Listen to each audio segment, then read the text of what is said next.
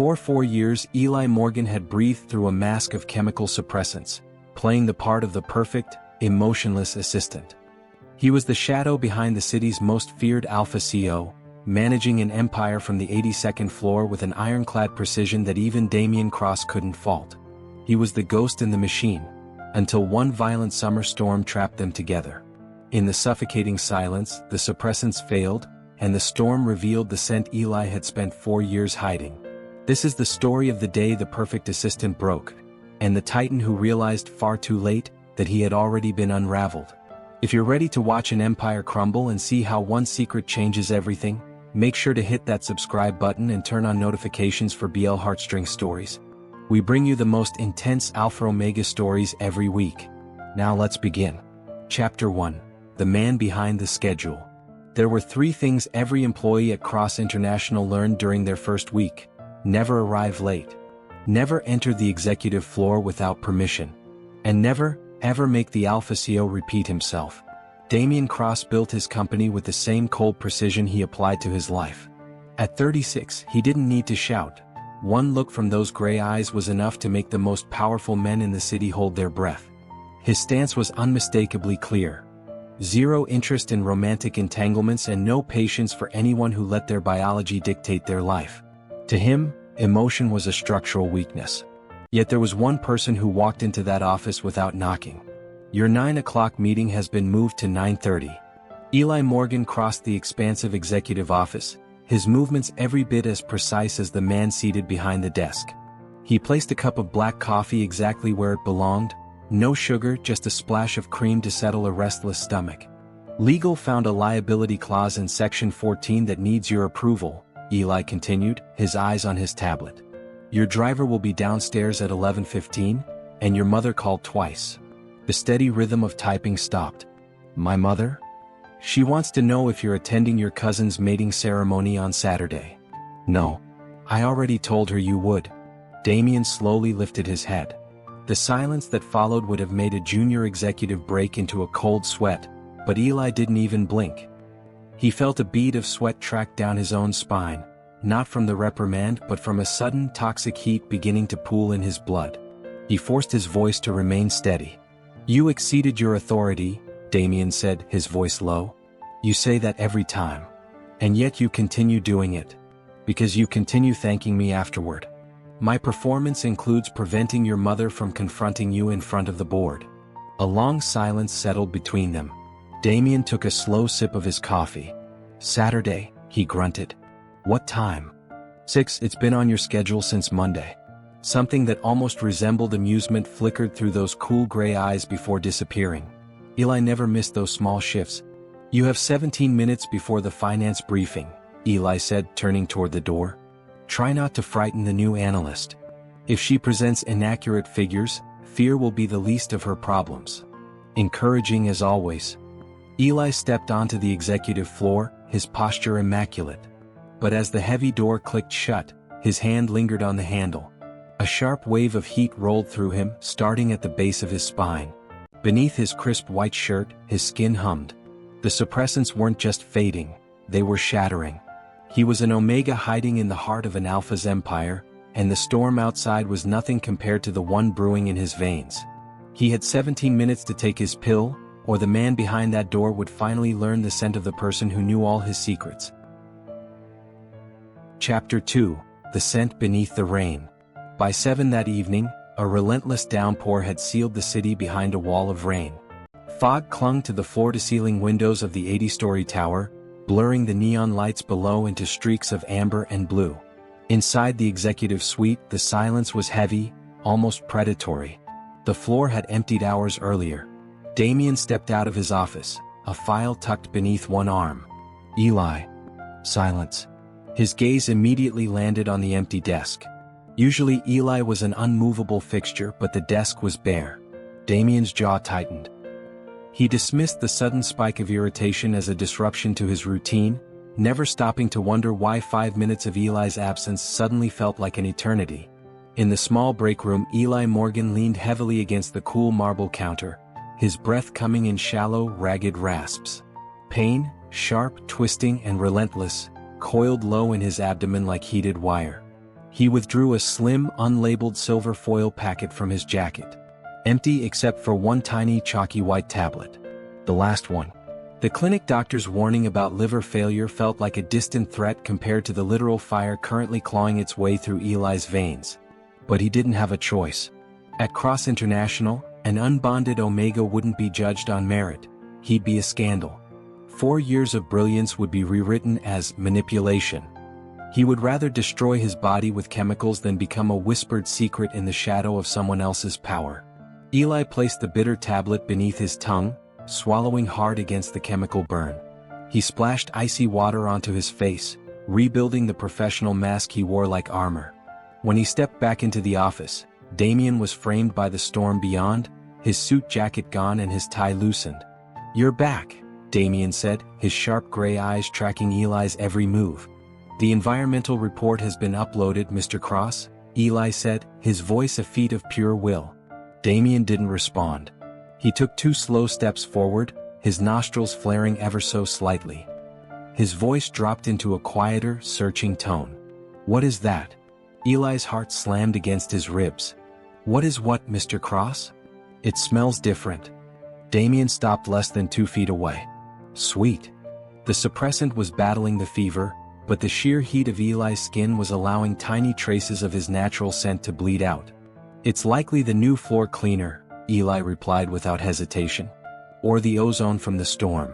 For a heartbeat, Damien's alpha instinct stirred. The scent of cedar and crushed pine drifted from him, reaching toward Eli as if trying to peel back his layers. Damien lifted a hand, his fingers hovering inches from Eli's flushed cheek. "You're burning up," Damien observed quietly. Instinctively, Eli stepped back, his heart racing. "I'm just tired, sir. If you don't require anything else, I'll head to my car." Damien's hand lingered in the air before slowly falling. A flicker of something, not anger but frustration, crossed his face. "Go home, Eli," he said quietly. "That's an order." "Good night, Mr. Cross." Eli turned and walked away with a measured stride. But the instant the private elevator doors slid shut, his composure shattered. He collapsed against the mirrored wall, gasping for air as unbearable heat consumed him. The suppressants were failing. If he couldn't even make it to the parking garage, how was he going to survive the next 12 hours? Chapter 3. Not a beta. By 9:15 the following morning, the main conference room of Cross International was packed with 20 high-ranking executives, legal advisors and senior financial analysts. The air was thick with corporate tension, expensive cologne, and the lingering bitterness of fresh coffee. At exactly 9:20, the doors hissed open. Damien Cross entered first, commanding the room without a word. He stepped into his place at the head of the table as though he owned not only the company, but the very air everyone breathed. One step behind his right shoulder walked Eli Morgan, tablet in hand, his expression calm, composed, and perfectly professional. But inside he was dying. Eli had taken a fresh dose of suppressants that very morning. He was never careless, but years of continuous use had finally caught up to him. His body had built a total tolerance and the medication simply failed. His natural hormonal cycle rebounded with terrifying force. Every light overhead felt like a white-hot needle pressing into his eyes. The charcoal suit that had always been his professional armor now scraped painfully against oversensitive, feverish skin. His pulse hammered in his ears so loudly he could barely hear the voices around him. The Harrison acquisition closes in exactly 9 days. There will be no margin for error, no revised projections and no excuses. Damien's deep voice cut effortlessly through the room, cold and steady. The finance director immediately began her presentation, clicking through charts and financial projections. Eli lowered his eyes to the tablet in his hands, trying to follow the numbers, but they blurred together into meaningless shapes. Another crushing wave of heat rolled through his body, pooling low in his abdomen as a sharp, agonizing cramp stole his breath. He felt the first traces of his natural scent, sweet vanilla and winter pear, begin to bleed through the suppressants. It was a death sentence in a room full of alphas. Carefully, he shifted one small step backward toward the wall, trying to merge with the shadows. He only needed to survive another hour. 60 minutes and he could disappear before anyone noticed. Then Damien stopped speaking. The clicking of the presentation ceased. The room fell into a sudden, suffocating silence. Eli did not dare look up, but he felt it, the slight, sharp tilt of Damien's head. The way a predator locks onto a scent.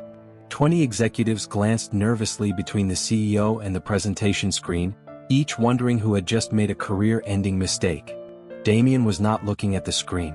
He was looking directly at Eli. "What is wrong with you today?" Eli forced himself to stand straighter despite feeling as though every bone in his body might splinter. "Nothing, Mr. Cross. Please continue." Damien's jaw tightened. "You are pale, you are trembling. You have stepped out of position 3 times. His gray eyes remained fixed on Eli's face. "Do not lie to me. I am completely fine." Before Eli could finish, the heavy frosted glass doors swung open. Victor Hale strode confidently into the boardroom without invitation. Tall, impeccably dressed, and wearing the smug smile of a man who had spent years trying to steal business away from Cross International, he spread his hands in mock apology. "Damien, I hope I am not interrupting your little sermon. We have the emergency injunction papers ready for the doc access." "You are interrupting," Damien cut in, his voice dropping into a quiet, dangerous growl. "Leave this floor before I have security throw you into the street." Victor's smile only widened. Then his attention shifted to Eli. His expression froze. His nostrils flared. His pupils expanded. Every trace of corporate professionalism vanished beneath pure alpha instinct. Eli felt the exact second his body surrendered. The suppressants failed completely. The invisible barrier head maintained for 4 years shattered, and his hidden Omega scent burst into the room like an uncorked bottle of perfume. Warm vanilla, sweet winter pear. The unmistakable scent of an unbonded Omega entering a violent heat. 3 alpha department heads shoved their chairs backward in shock. Victor inhaled slowly and a dark, predatory gleam settled in his eyes. Well, he murmured, his voice thick with sudden interest. "What exactly have you been hiding behind that desk, Damien?" Damien did not answer. His silence was infinitely more terrifying than any shout. A heartbeat later, his alpha pheromones exploded across the boardroom, flooding the air with cedar, dark iron, and overwhelming dominance. The invisible pressure struck every alpha present like a physical force, forcing them to lower their eyes and submit to instincts none of them could fight. Ellis' breath caught. A brutal cramp ripped through his body, his knees buckled, and the tablet slipped from numb fingers, crashing onto the carpet. "Eli," Damien's voice no longer belonged to the CEO of Cross International. It was raw, shaken, possessive. The room tilted violently.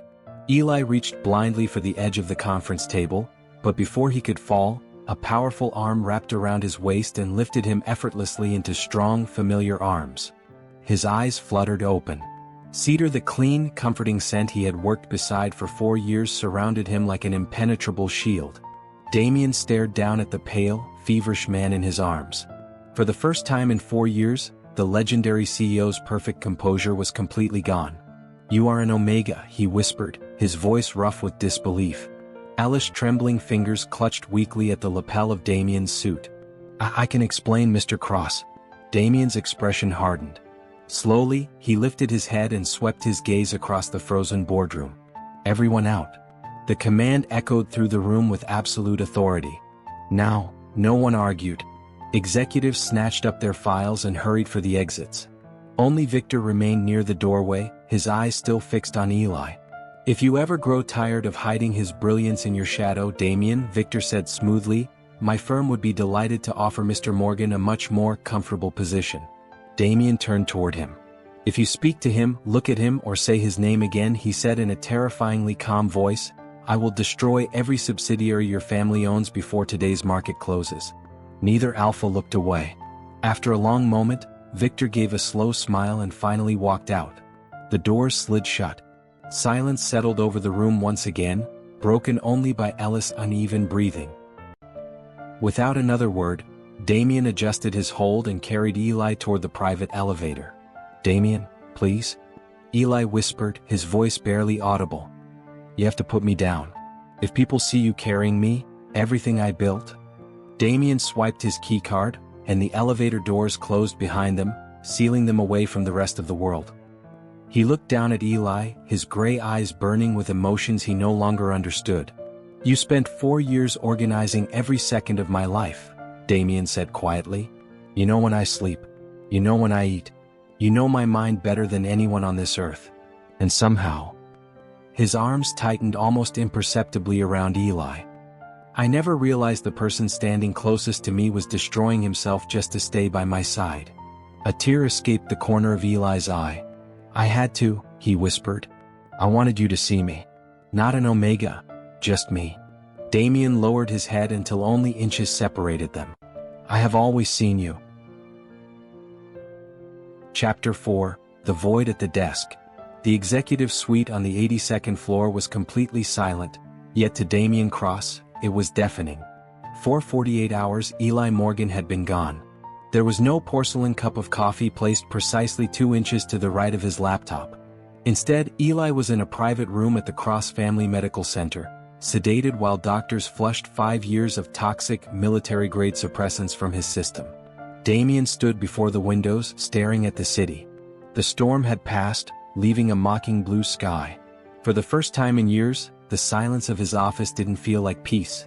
It felt like an accusation. A hesitant knock broke the void. Enter. A temporary assistant, a capable beta with impeccable credentials, stepped inside. Good morning, Mr. Cross. I have today's agenda. She placed a steaming mug on the mahogany desk. Clink. The mug landed on the left side beside the active files. Damien's gaze settled on it. What is this? He asked, his voice dangerously quiet. It's black coffee, sir. Dark roast, no sugar. Damien took a single sip and set it down. The bitterness was sharp, aggravating his stomach. For 4 years, he'd accepted coffee from Eli without a thought, never realizing that on stressful mornings, Eli quietly added a splash of heavy cream. Eli hadn't just known Damien's schedule. He'd known his body better than Damien did himself. Where is the Harrison liability briefing? Damien asked. The assistant scrambled through her folder. I have the contract here, sir. Section 14 was approved. I didn't ask for the contract. I asked for the environmental liability rider. I wasn't informed of that filing, sir. I searched the database but... Blue Archive, Damien interrupted. Third folder. Filed under the subsidiary's name. She stared at him. How did you know that? Damien didn't answer. He hadn't memorized the system. He had simply overheard Eli explaining it weeks ago. Eli was the invisible framework holding this entire empire together. Leave. Mr. Cross, the board meeting? I said leave. When the doors shut, Damien walked to Eli's empty desk. The glass was immaculate. The tablet rested in its dock. A pen lay perfectly parallel to the keyboard. The meetings continued. The phones rang. But everything was off. Damien realized he wasn't just missing an employee. He was missing the person who had become the center of his world. He had built an empire on the idea that dependence was weakness. Now his armor felt hollow. He pulled his phone from his pocket and hit speed dial. Dr. Vance. Is he awake? He woke an hour ago, the doctor replied with a chuckle. His first question was whether someone had brought him his work tablet. For the first time in 2 days, the corner of Damien's mouth twitched. Tell him his tablet is confiscated. Tell him he's grounded. I'll pass that along. And clear your schedule, Damien said, grabbing his suit jacket. His voice carried an urgency he no longer tried to hide. I'm on my way. Chapter 5, The Rival's Offer. The news of Eli's nature spread through the corporate world like wildfire. To the financial district, it wasn't just gossip. It was a crack in Damien Cross's impenetrable empire. Eli sat at his desk, spine straight, his gray suit serving as armor. Though pale, his eyes were determined.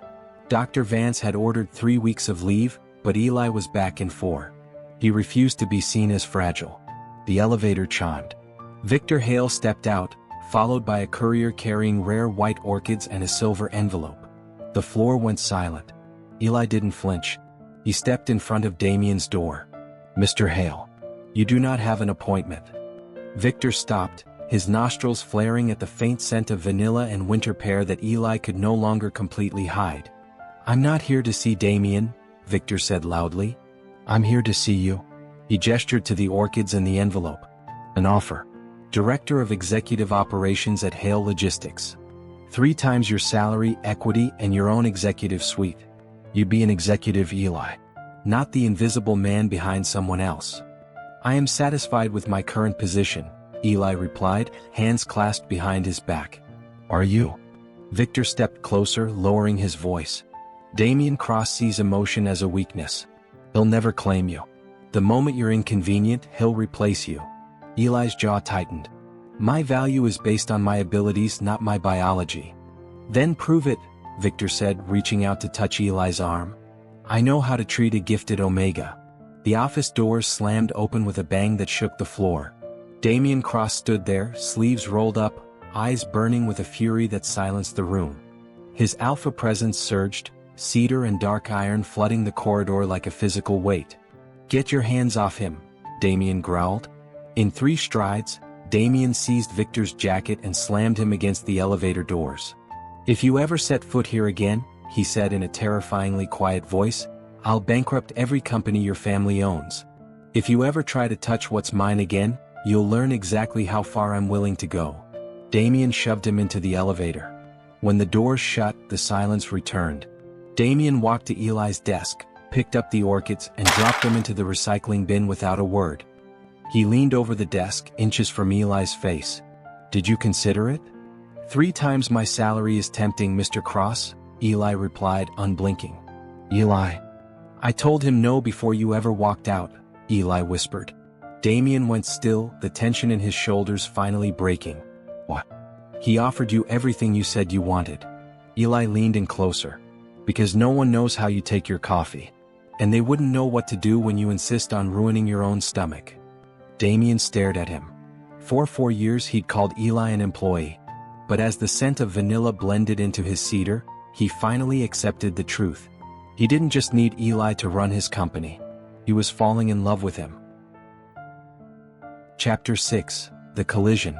The atmospheric pressure on the 82nd floor had been rising for days.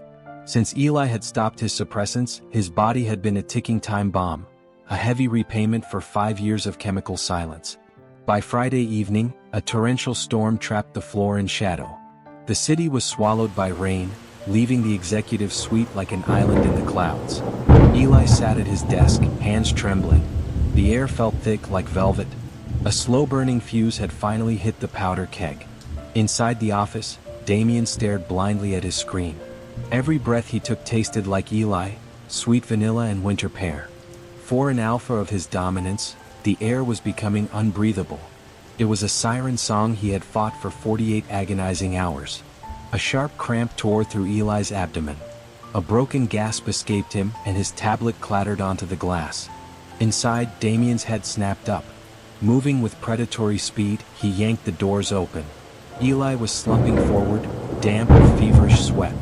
Eli, Damien rumbled, his voice striking the marrow of Eli's bones. When Eli looked up, Damien froze. Eli's pupils were wide, dark pools reflecting nothing but the man before him. The scent of vanilla didn't just drift, it exploded. Damien, it's happening. The scent slammed into Damien like a physical blow. His ironclad control shattered. His own pheromones surged, a dark wave of cedar, iron, and heavy ozone. His eyes darkened into obsidian as his blood flared into a full, unstoppable alpha rut. Office. Now, Damien growled.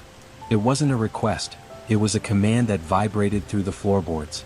He scooped Eli into his arms with fierce, possessive strength, carried him inside, and engaged the electronic deadbolts. The heavy click sealed them away. The company, the rivals, the world, it all ceased to exist. Damien? Eli whispered, clutching Damien's lapels. The company? Forget the company, Damien rasped. He lowered Eli onto the leather sofa, framing his face with massive, warm hands. He brushed away the sweat with a tenderness that contradicted his raw power. I'm not going anywhere. Look at me, Eli. Eli looked into the storm-filled eyes of the man he had loved in silence for 4 years. The man he had risked his health to stay beside. Then take me, Eli breathed. Damien, please. The collision was absolute. All the suppressed longing and unspoken tension dissolved.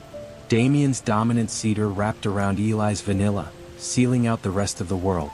Outside, the storm battered the glass 80 stories above. Inside, beneath the heavy quiet of the locked suite, they finally surrendered to the primal pull, bound together in the consuming dark. Chapter 7. The Morning After and the Flight ****. The gray light of dawn slowly spilled across the city skyline, casting long muted shadows through the floor-to-ceiling windows of the executive office. The storm had passed, leaving behind washed streets, quiet skies, and a heavy silence that settled over everything. The chaos of the previous night was gone, but the emotions it had unleashed remained, lingering in the stillness like the fading scent of rain. Eli awoke on the leather sofa with a deep, hollow ache settling into every muscle. His body felt exhausted in a way that reached his very bones, as though 5 years of forced chemical suppression and a single night of surrender had finally broken him. Beside him, Damien was still asleep, one powerful arm resting protectively around Eli's waist. The Alpha's face, usually a fortress of stern, unreadable lines, was completely relaxed. It was the first time in 4 years that Eli had seen him look so vulnerable. For several long moments, Eli simply watched him breathe. His fingers twitched with the urge to brush a stray lock of dark hair away from Damien's forehead, but his hand stopped halfway. He couldn't do it. The instinct was there, but the reality was louder. The heat had ended. The primal haze that had overwhelmed them was gone. What remained was the quiet, cold certainty of who Damien Cross had always been. Eli remembered a board meeting 3 years ago. Damien had looked at a recruitment report and said, "This role demands consistency. Anyone whose personal circumstances might interfere with executive operations isn't the right fit."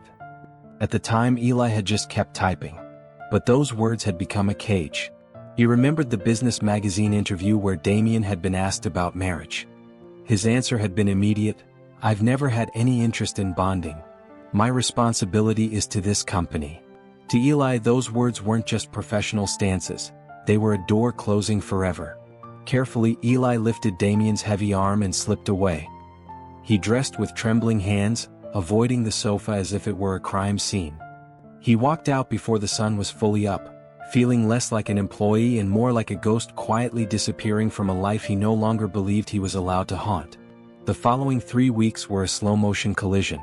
Eli returned to work because his professional pride was all he had left, but every day inside the suite felt heavier. Damien hadn't dismissed him, yet the air between them had changed. Damien's attention lingered on Eli far too long. His gray eyes followed every movement, every gesture. Whenever Eli stepped close to hand over a document, Damien visibly stiffened. The truth was painfully simple: Damien was unraveling. For 36 years he had lived by logic. Now he was in uncharted territory. He wanted to ask if Eli was okay, if he was sleeping, if he regretted the night they shared. But every attempt died in his throat. Afraid of saying the wrong thing, or losing control again, he buried himself behind an even colder, quieter mask. Eli misunderstood every second of it. To him, Damien's silence looked like simmering regret. Every tightened jaw was evidence of disgust. Every awkward pause was proof of embarrassment. To Eli, he had become nothing more than a painful reminder of the night the perfect seal lost his grip. Then Tuesday morning changed everything. In the private executive washroom, Eli stared at the small plastic test on the marble counter. 2 unmistakable pink lines. For several long seconds the world stopped. The test slipped from his fingers, hitting the tile with a hollow clutter. "No," his voice cracked. "Not now, please." His knees gave way and he slid down the wall until he was sitting on the cold floor. His hands, trembling uncontrollably, came up to rest over his abdomen. Every memory of Damien's words about personal interference and no interest in family came rushing back. The dream of quietly loving Damien from afar vanished beneath a terrifying certainty. This child would only be a burden Damien never wanted. The tears came without restraint. He sobbed into the silence of the marble room. "I'm so sorry," he whispered to the life inside him. "I'm so sorry, little one." He remained there for nearly an hour. When he finally stood, the grief had hardened into a desperate determination. If Damien believed there was no room for family, then leaving was the greatest act of love Eli could offer. He would protect the child from being a complication. That evening he waited until 6 p.m. Damien was at a dinner meeting and the floor was empty. The offices that had once felt like home now felt like a hollow shell. Eli entered Damien's office. On the center of the mahogany desk, he placed a neatly folded resignation letter. Beside it, he arranged his corporate ID, his office keys, and the tablet that had been his constant companion for 4 years. "You'll have the life you always wanted, Damien," he whispered into the empty air. "No expectations. No complications. Just your company." He looked at Damien's chair one last time. He remembered the impossible deadlines, the quiet late-night conversations, and every single cup of coffee. He remembered every moment he had fallen in love with a man who would never know. One final tear slipped down his cheek. Without looking back, Eli turned, walked to the elevator, and descended into the garage. Carrying only a single travel bag with his phone switched off, Eli Morgan disappeared into the cool evening air. By the time Damien Cross returned to the office, the only thing waiting for him was a neatly folded letter in the center of his desk, and a silence that would never be filled again. Chapter 8: The Broken Empire. Damien returned to the 82nd floor at precisely 8:45. The acquisition dinner had ended early, partly because Damien had dismantled the opposing legal team's objections in record time, but mostly because the pull toward the office had become an ache he could no longer ignore. He wanted an excuse to see Eli, even if it was just to watch him pack his coat or hand over the evening log. He wanted to look into those steady chocolate brown eyes and finally find the words he'd been choking on for 2 weeks. But the executive floor was a tomb. When the elevator doors hissed open, Damien was met with a cold, hollow silence that felt like a physical weight against his chest. Usually, the floor hummed with the faint ghost of Eli's presence. The sound of a keyboard, the scent of vanilla, the quiet efficiency of a man who never rested. Now there was nothing. "Eli." His voice echoed, lonely and sharp. Damien's brow furrowed. Eli never left without confirming the next morning's early calls. He was a machine of professional grace, a constant in Damien's chaotic world. He walked toward his private office, the rhythmic click of his leather shoes on the polished stone sounding like a countdown. The door was slightly ajar. A single, cold beam of moonlight cut through the floor-to-ceiling windows, illuminating the wide mahogany desk like a stage. Damien stepped inside and reached for the light switch, but his hand froze. Resting precisely in the center of his leather blotter, right beside the brass pen holder Eli polished every Monday, sat 3 items: Eli's encrypted security keycard, his company tablet, and a single sheet of pristine white paper. Damien dropped his coat onto a chair, his heart beginning a slow, heavy thud against his ribs that he could feel in his throat. He picked up the paper, the edges sharp and cold against his fingertips. Notice of resignation. To Damien Cross, CEO. From Eli Morgan, Executive Assistant. Effective immediately, I am resigning from my position at Cross International. All active files, pending contracts, and schedule logs for the 3rd quarter have been updated and stored in the primary archive. Thank you for 4 years of professional opportunity. The lines were too neat. The signature was too precise, dark, unhurried, and utterly final. There was no explanation. No contact address. No bridge back to the man who had written it.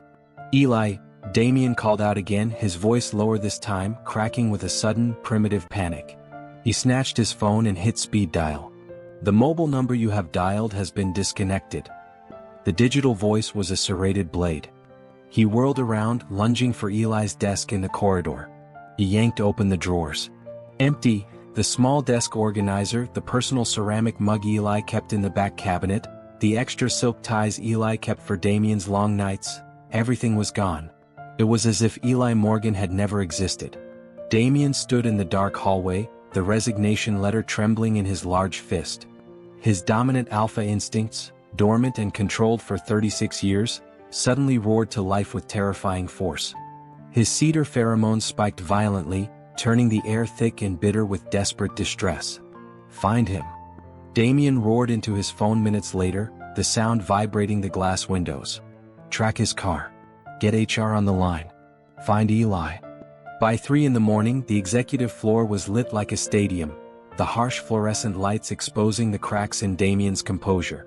5 senior security analysts and the head of HR sat around the boardroom table, flinching every time Damien paced past.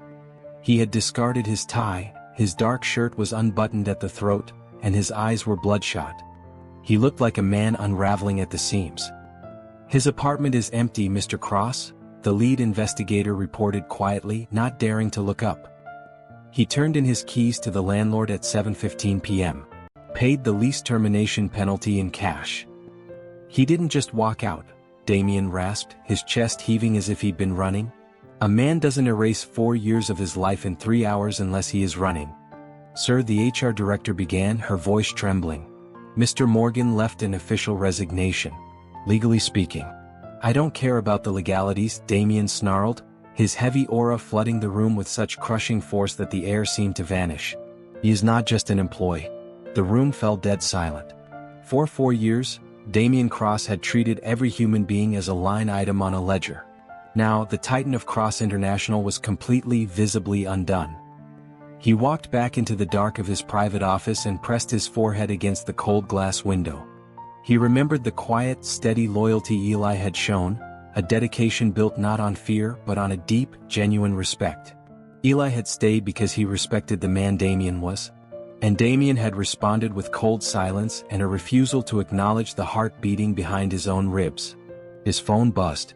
He had dialed her 4 times without realizing it. "Mother," he whispered when she finally answered. Damien, Eleanor Cross's voice was sharp, cutting through his haze. "Do you have any idea what time it is?" "He's gone," Damien rasped. The sound of his own voice shocked him. It was low, hollow, and stripped of all power. "Eli," she asked, her tone shifting to something softer, more knowing. He left his resignation. He turned off his phone. "Mother, I can't find him." Eleanor let out a slow, heavy sigh that sounded like a morning bell. "Damien, what did you do?" "I didn't do anything. I gave him whatever he wanted. I protected him." "You kept him as a secretary," Eleanor cut in, her words like a slap. "For 4 years that boy ran your entire life. He protected your reputation and remembered every piece of humanity you threw away to build that empire. Did you tell him how you felt? Or did you just see an assistant sitting at a desk?" "I was waiting," Damien whispered, his voice finally breaking. "I didn't want to force him." "He thinks he was a burden to you," Eleanor concluded softly. "And until you figure out how to stop acting like a CEO and start acting like a man who loves him, he will keep running." A single hot tear burned a path down Damien's cheek. "He thinks I regretted it. He thinks he was a mistake." "I will find him," Damien swore, his voice thick with a raw, terrifying devotion. "I don't care if I have to tear down every city in this country. I'm going to bring him home." He looked at Eli's empty desk one last time. The glass was cold. The silence was absolute. "I don't care what it costs," Damien whispered into the void. "Bring him back to me." Chapter 9. Chapter 9. The Coastal Sanctuary. The transition from late autumn into the heart of winter became a long, grueling passage of time. In the small, fog-draped fishing village of Salt Creek, Eli's 3rd month of pregnancy nearly cost him everything. Years of forcing high-potency synthetic blockers into his system, followed by the violent rebound of his natural cycle, had left his endocrine system badly damaged. Now the surge of pregnancy hormones clashed with that damage, creating a biological storm his body struggled to survive. At 12 weeks, the nightmare reached its peak. Eli collapsed on the kitchen floor, doubled over by agonizing cramps that stole the breath from his lungs. The village doctor, a kind beta named Dr. Eris, remained at his bedside for 36 exhausting hours while they fought to stabilize both father and child. When the tiny heartbeat finally settled into a steady rhythm, she looked at Eli with quiet concern. "Your body is under constant stress," she said gently. "The hormonal bond your body formed has nowhere to stabilize itself. Combined with the damage from the suppressants, every week will carry risks. Right now, rest is the best chance you can give your baby." Eli survived through sheer determination. Every meal was a battle against nausea, every night ended with a whispered prayer for the tiny life inside him. Some mornings, he wasn't sure if he was fighting for himself or borrowing strength from the child who refused to give up. 5 months later, winter had settled over both their worlds. At Cross International, the 82nd floor had become a controlled disaster. In less than 20 weeks, Damien had gone through 9 different executive assistants. None lasted more than 3 weeks. Damien worked 20-hour days, sleeping on his office sofa, his eyes shadowed by dark circles. The empire still stood, but its foundation felt fractured. His parents finally intervened. Eleanor and Arthur Cross found their son looking thinner than they had ever seen him. "Eat, Damien," Eleanor said softly, placing hot broth on his desk. "You cannot keep searching if you collapse." "I don't have time to eat, Mother," Damien answered hoarsely, his hand trembling around a red pen. I have to find him. Arthur rested a firm hand on his son's shoulder. Son, you're starving your body because your heart is starving. Sit down. Just 3 bites. Damien stared at the broth. A painful wave of memory swept over him. The last proper meal he'd had was one Eli had quietly arranged, never asking for thanks. I can't taste anything, Damien whispered, his voice breaking. How am I supposed to eat when I don't know if he has a warm meal? How am I supposed to sleep when I don't know where he is? If you destroy yourself before you find him, Eleanor asked gently, what will be left of you when you finally stand in front of him again? Damien lowered his head and forced himself to swallow a few spoonfuls. Every day he remained standing was another day he could continue the search. The search consumed everything. 153 days passed. 11 private investigators followed hundreds of dead ends until one overlooked ferry passenger record directed them to a quiet village on the northern coast, Salt Creek. Damien left the city before dawn, driving through winding mountain roads. By late afternoon, he stepped onto the weathered docks of Salt Creek, a village wrapped in sea mist. He showed Eli's photograph to an elderly fisherman. The man nodded. Quiet fellow. He lives in the last cottage overlooking the cliffs. Damien followed the narrow path, his footsteps slowing as the cottage came into view. Smoke curled from the chimney, a golden light glowed in the windows. He stopped several yards away, unable to take another step. Then he heard Eli's voice, soft and gentle, carried by the wind. We're going to be all right, Eli murmured from inside. You've been so brave, little one. A cold wave of doubt crashed over Damien. Little one? Had he come too late? Had Eli found someone else? Damien took a step back, ready to walk away to preserve Eli's peace. But he caught his breath. Fear wouldn't make the decision for Damien a second time. He walked to the door and knocked. Inside, Eli was wrapped in blankets. Beneath his oversized sweater, a gentle curve rounded his stomach, unmistakable at 5 months. His hand rested over the baby as a wave of exhaustion settled through him. He lifted an old wool scarf to his face, but time had almost erased the cedar scent. We'll be okay, little one, Eli whispered. Then a knock echoed against the door. Slow, heavy, deliberate. Eli's heartbeat stumbled. He rose carefully, cradling his stomach. The doorknob turned and the door swung inward, letting in the freezing sea air. Standing on the threshold was Damien Cross. He looked gaunt, his dark coat hanging loosely from tired shoulders. For a long moment, neither moved. Then Damien's cedar scent drifted into the cottage. The effect was immediate. The nausea and chills that had haunted Eli for months vanished. Warmth spread through his body so suddenly his knees weakened. Hot tears filled his eyes. Damien had prepared for anger or rejection. He had never imagined this. His gaze traveled from Eli's pale face to the unmistakable curve beneath the sweater. The world stopped. The travel bag slipped from Damien's fingers, hitting the porch with a dull thud. Every sleepless night and desperate search vanished. Only the life standing before him mattered. Eli. His voice broke completely. His eyes never left Eli's stomach. Is that our baby? Chapter 10, The Reckoning and the Proposal. For a long, agonizing minute, neither of them moved. The icy sea wind howled through the open doorway, rattling the window panes and carrying swirling flakes of snow into the small cottage. Yet inside the air felt impossibly still. Damien's gaze remained fixed on the gentle curve beneath Eli's oversized sweater. His chest rose and fell in uneven, jagged breaths. His hands trembled at his sides as the massive truth settled over him. 153 days of searching. 5 months of endless regret, sleepless nights and unanswered questions. Every mile he had traveled, every lead he had chased, every hopeless morning had led him here. Standing before him was the man he loved, carrying the life they had created together. You're pregnant, Damien whispered. His voice was stripped of every trace of authority. There was no CEO standing in the cottage, no ruthless alpha who ruled an empire with perfect control. There was only a man staring at the future he never realized he wanted until he almost lost it forever. Eli instinctively took a careful step backward, one hand tightening protectively over his stomach. Damien's familiar cedar scent washed over him like a warm blanket, easing months of relentless, bone-deep exhaustion, but his heart refused to trust what his body desperately wanted to believe. He steadied himself against the back of the armchair, blinking away the hot tears gathering in his eyes. "What are you doing here, Damien?" Eli asked quietly, his voice thin. "How did you find me?" Damien didn't answer immediately. He stepped inside and gently pushed the front door closed, shutting out the bitter wind. The soft click of the latch echoed through the tiny room like a final seal. Without taking his eyes off Eli, he slowly crossed the floor. There was no anger. No disappointment.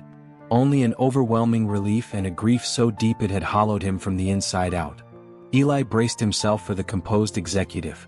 He expected cold questions, measured explanations, perhaps even quiet resentment for the secrets kept. Instead, Damien dropped to his knees.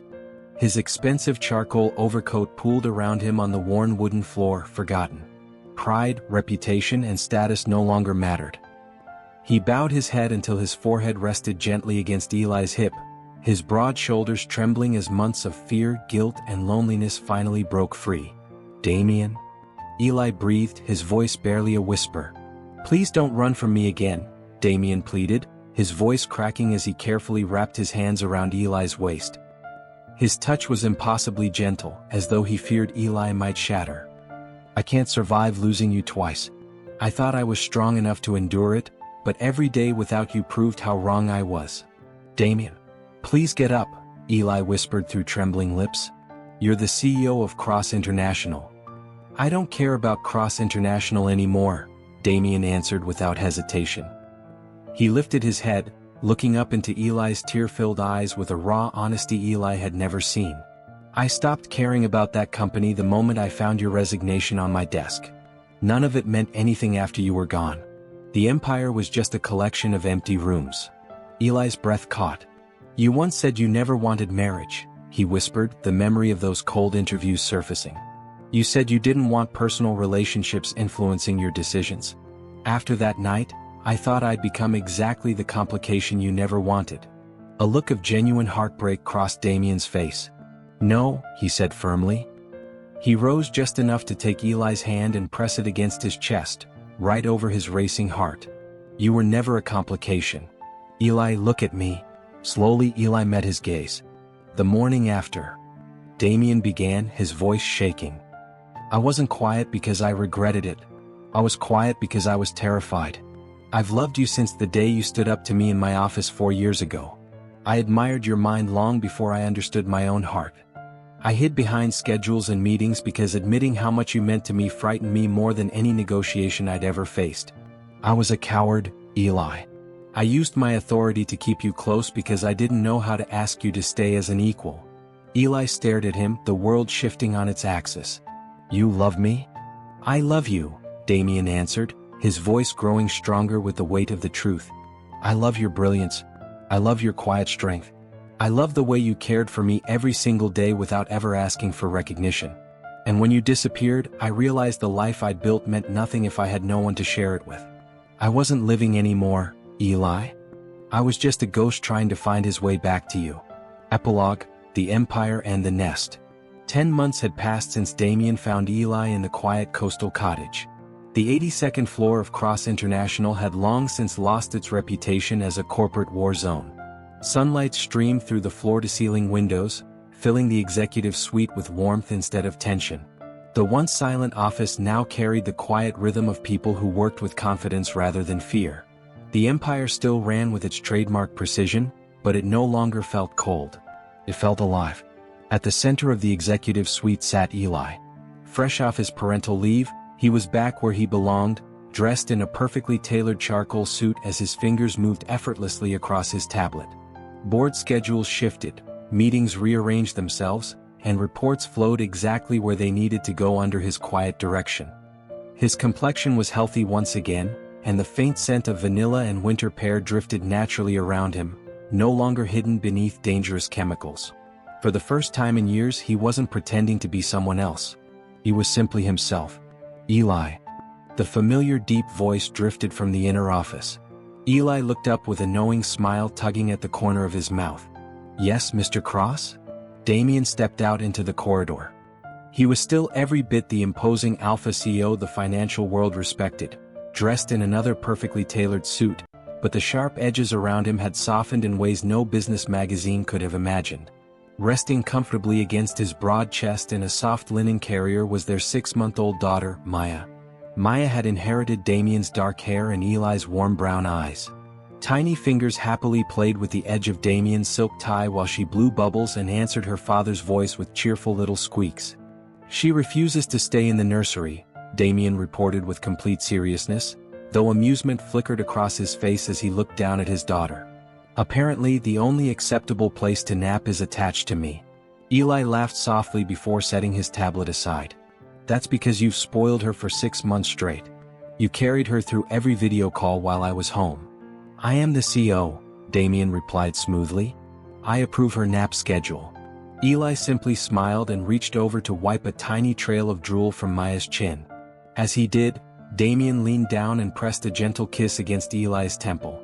The familiar scent of rich cedar wrapped around Eli in the same quiet, protective comfort it always had. "You forgot something," Eli said, reaching for the coffee sitting on Damien's desk. He removed the lid, poured in a small splash of cream from the pitcher beside it, stirred it once and handed it back. Damien took a sip.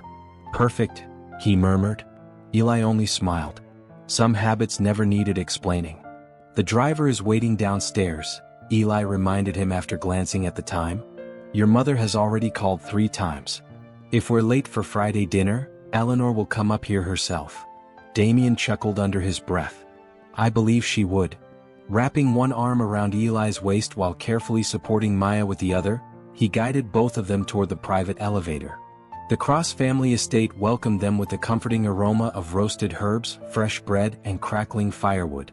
Before the front door had fully closed behind them, Eleanor hurried across the foyer, every trace of her usual commanding composure disappearing the instant she saw her granddaughter. "Oh, give her to me," Eleanor laughed, carefully lifting Maya into her arms. "Arthur, come look at her. She has Damien's stubborn nose already. The poor child never had a chance."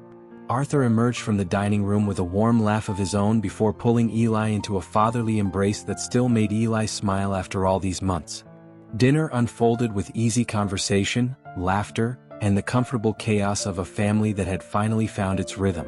Sitting beside Damien at the head of the table, Eli looked around the room and quietly reflected on how much life had changed. A year earlier, he had been sitting alone in a small apartment, slowly destroying his own health to protect a secret. Now he no longer lived in the shadows. He had a family, a home, and a place where he was loved exactly as he was. Later that evening, they returned to their own estate on the outskirts of the city. Maya was already asleep in her nursery, tucked safely beneath soft blankets surrounded by an impressive collection of stuffed animals that Eleanor insisted every grandchild deserved. The master bedroom was peaceful. The comforting sense of cedar, vanilla, and winter pear lingered naturally throughout the room, blending into the unmistakable scent of a safe, cherished nest. Eli stood quietly beside the large bay window, watching snow drift gently across the gardens below. Strong, familiar arms wrapped around his waist from behind. Damien rested his chin lightly against Eli's shoulder. "What are you thinking about?" he asked softly. Eli turned within his embrace until he could look into those familiar gray eyes. Even after everything they had shared, that steady gaze still managed to make his heart race. "I was thinking about a year ago," Eli admitted quietly. "About how terrified I was that I'd lose the chance to stand beside you." Damien gently lifted Eli's left hand and pressed a lingering kiss against the platinum wedding band resting on his finger. "You'll never lose me," he said. "You helped build everything we have. You reminded me there was more to life than work. Whatever this empire becomes from now on, we build it together." A peaceful smile spread across Eli's face as he leaned forward to kiss Damien with the quiet certainty that only comes after surviving every storm together. Outside, winter winds whispered through the trees.